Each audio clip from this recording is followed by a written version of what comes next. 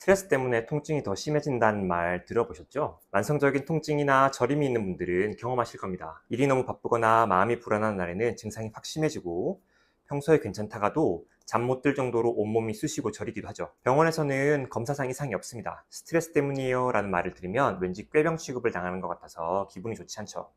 근데 여러분, 이 통증은 절대 꾀병이 아닙니다. 통증과 스트레스는 우리의 신경 시스템 속에서 깊게 연관이 되어 있고, 특히 자율신경계가 흐트러지면 통증은 훨씬 심해집니다. 오늘은 왜 스트레스가 통증을 키우는지, 그 진짜 이유에 대해서 아주 쉽게 설명을 해드리도록 하겠습니다. 안녕하세요. 신경치료한 한의사 예영철입니다. 오늘은 스트레스와 통증에 대해서 한번 이야기를 해볼 텐데요. 스트레스와 불안이 통증을 어떻게 심화시키는지에 대해서 세 단계로 나눠서 한번 살펴보도록 하겠습니다. 1단계, 스트레스는 교감신경을 항진시키고 척수의 염증을 만들어냅니다. 스트레스를 오래 받으면 몸이 항상 비상모드에 들어가게 됩니다. 이때 활발해지는 것이 교감신경, 즉 우리 몸의 긴장도를 높이는 스위치인데요. 교감신경이 과활성화된다는 것은 단순히 심장이 빠르게 뛰는 것 수준의 문제가 아닙니다. 연구에 따르면 척수 내부에서 면역세포가 활성화되고 염증 물질이 여기저기서 방출이 되게 됩니다. 즉 스트레스 때문에 척수 내 실제 염증이 생길 수 있는 것이죠. 쉽게 말해 지속적인 스트레스는 척수에 불을 지르는 것과 똑같다고 이해하시면 되겠습니다.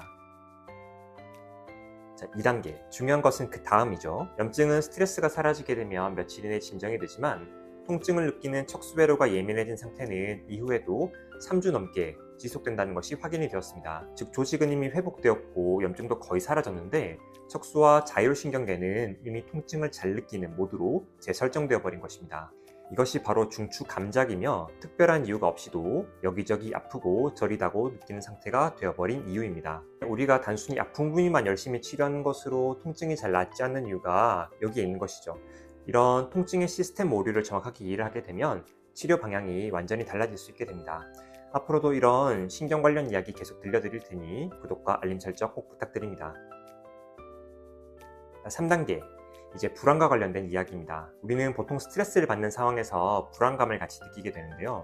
이런 불안은 이미 항진된 교감신경을 더 자극할 뿐만 아니라 CCK, 콜레시스토키닌이라는 물질을 분비해서 더 문제를 크게 만들어냅니다. 이 CCK는 예민해진 척수회로를 직접적으로 자극해서 즉각적으로 느끼는 통증을 더욱 악화시키는 역할을 하는데요. 즉 불안이 교감신경을 항진시키면서 CCK를 분비하고 이로 인해 통증이 더 증가되는 악순환에 빠지게 되는 것이죠. 그래서 불안은 단순히 마음의 문제가 아니라 실제 통증을 증폭시키는 역할을 하는 물리적인 요인이 될 수 있습니다. 자, 그러면 이런 스트레스로 인한 통증의 악순환 고리를 끊기 위해서는 어떻게 해야 할까요?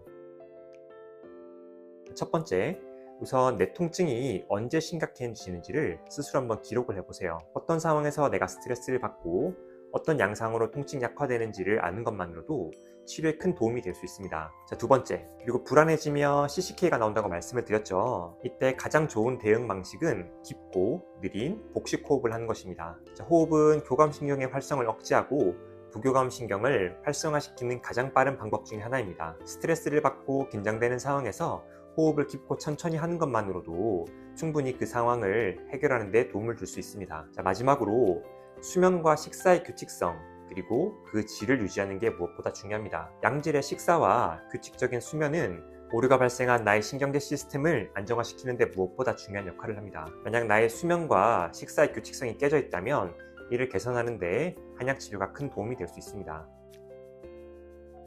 자, 그런데 만약 내가 이런저런 노력을 했지만 증상의 개선이 보이지 않는다면 보다 적극적인 치료가 필요합니다. 치료를 통해서 예민해진 신경계 회로를 안정화시키고 자율신경의 균형을 회복하는 것이 매우 중요합니다. 첫 번째로 과민해진 신경회로를 안정화시킬 필요가 있겠죠. 자, 봉침치료는 과도하게 흥분된 신경세포의 활동을 낮추고 척수의 염증 반응을 진정시키는 역할을 할 수 있습니다. 이를 통해서 중추감작을 줄이는 데 큰 역할을 할 수 있죠. 약침이나 도침치료는 말초에서 발생한 잔여 염증이나 신경포착을 해결할 수 있고 이를 통해서 척수로 올라가는 통증 신호를 억제하는 데 중요한 역할을 할 수 있습니다. 다음으로는 자율신경계의 균형을 회복하고 불안을 조절할 필요가 있겠죠.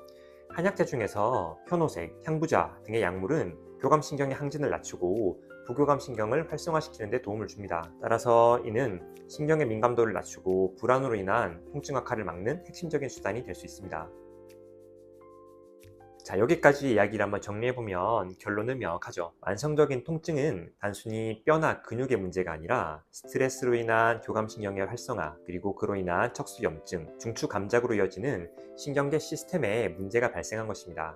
만성적이고 낫지 않는 통증이나 저림이 있다면 단순히 통증 포인트만 열심히 살펴볼 게 아니라 스트레스나 불안, 자율신경의 균형까지 함께 다루는 통합적인 접근이 필요하다고 볼 수 있겠습니다. 자, 앞으로도 이런 만성적인 통증, 저림, 그리고 자율신경계에 대한 이야기 계속 들려드리도록 하겠습니다. 감사합니다.